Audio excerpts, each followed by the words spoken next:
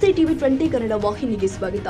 ಚಿಕ್ಕಮಗಳೂರು ಜಿಲ್ಲೆಯ ಮೂಡಿಗೆರೆ ತಾಲೂಕಿನ ಬಾಳೂರು ಸಮೀಪದ ಕಾಫಿ ತೋಟದಲ್ಲಿ ಚಿರತೆಯೊಂದು ಬೇಟೆಗಾರರು ಹಾಕಿದ ಉರುಳಿಗೆ ಸಿಲುಕಿ ನರಳಾಡಿ ಮೃತಪಟ್ಟಿದೆ. ಕಾಡು ಹಂದಿ ಬೇಟೆಗೆ ಬೇಟೆಗಾರರು ಹಾಕಿದ್ದ ಉರುಳಿಗೆ ನಿನ್ನೆ ರಾತ್ರಿಯೇ ಚಿರತೆ ಸಿಲುಕಿದೆ.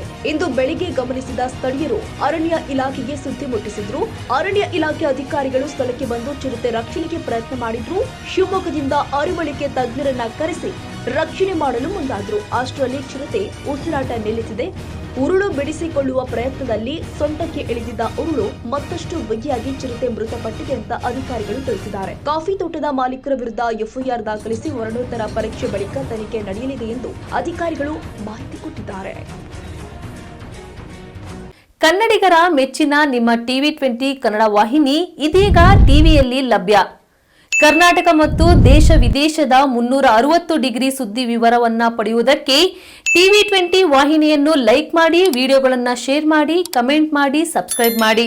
HCN ಕೇಬಲ್ 842 ನಂಬರ್ನಲ್ಲಿ ಹುಕ್ಕೇರಿ ತಾಲೂಕು ಹಾಗೂ ಸಂಕೇಶ್ವರದ ಸುತ್ತಮುತ್ತಲಿನ ಹಳ್ಳಿಗಳಲ್ಲಿ ಲಭ್ಯ. PCN ಕೇಬಲ್ 129 ನಂಬರ್ನಲ್ಲಿ ಹಾರುಗೆರೆ ಸುತ್ತಮುತ್ತಲಿನ ಹಳ್ಳಿಗಳಲ್ಲಿ ಲಭ್ಯ.